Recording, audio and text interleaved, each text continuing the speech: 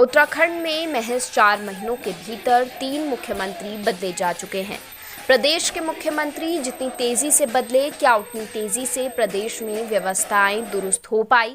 शीतकालीन राजधानी देहरादून के शिक्षा निदेशालय के सामने बैठे ये नौजवान यहां खुशी में नहीं बल्कि शासन तंत्र और व्यवस्थाओं की बदहाली से सवाल पूछने बैठे हैं। उत्तराखंड डाइट डीएलएड के ये अभ्यर्थी लंबे समय से अपनी मांगों को लेकर यहां धरना दे रहे हैं।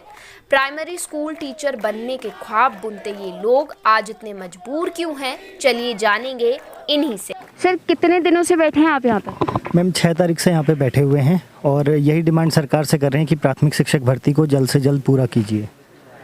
और सरकार की तरफ से भी अभी हाल में सकारात्मक रुख देखने को मिला है। आज अखबारों से हमें पता चला है कि शिक्षा मंत्री जी इसमें इंटरेस्ट ले रहे हैं और जल्दी भर्ती पूरी करने के निर्देश उन्होंने अधिकारियों को दिए हैं।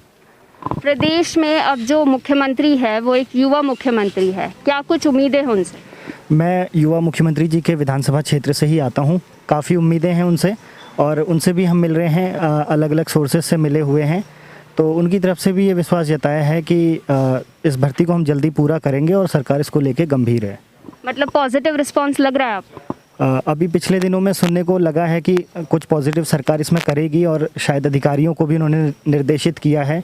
तो थोड़ा हम भी इंतज़ार करके देखना चाहते हैं। हमें भी विश्वास है कि वो ज़रूर इस भर्ती को पूरा करेंगे, क्योंकि ये कोर्स भी सरकार ने ही हमें कराया है। उनकी जिम्मेदारी बनती भी है, जिम्मेदारी ले भी रहे हैं। अब बस काम जल्द हो जाए तो यही हमारी भी इच्छा है। सर, पिछले साल भी आप लोगों ने धरना दिया। पहले ऑनलाइन धरना चला आपका काफ़ी दिनों तक, फिर उसके बाद आप ग्राउंड पर उतरे, फिर उसके बाद बीच में एक गैप पड़ा, फिर अब आप दोबारा ग्राउंड पर उतरे। क्या कुछ आपने इस जर्नी में भुगता है? देखिए, हम लोग काफ़ी परेशान रहे हैं। ये पहला ऐसा बीटीसी बैच है जिसको ट्रेनिंग पूरा करने के 2 साल के बाद भी नियुक्ति नहीं मिली है। इससे पहले का आप कोई भी बैच देखेंगे यूपी के समय से, तो 2 से 4 महीनों में वे लोग नियुक्त हो जाते हैं, उनकी अपॉइंटमेंट हो जाती है। तो कहीं ना कहीं गड़बड़ तो सरकार की तरफ से हुई है, विभाग की तरफ से हुई है।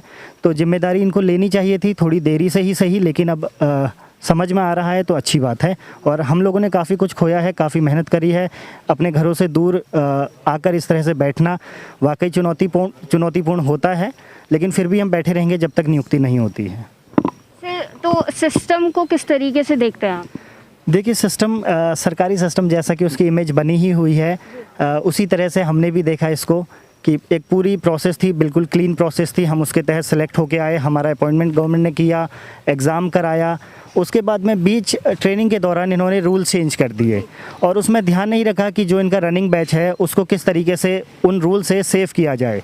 तो ये चीज़ कहीं ना कहीं शायद इस निदेशालय के अधिकारियों की ही कमी रही और हमें उम्मीद है वो किसी न किसी तरीके से इसको सुधारेंगे और जो सरकारी डाइटें हैं उनकी भी इज्जत को बचा के रखेंगे।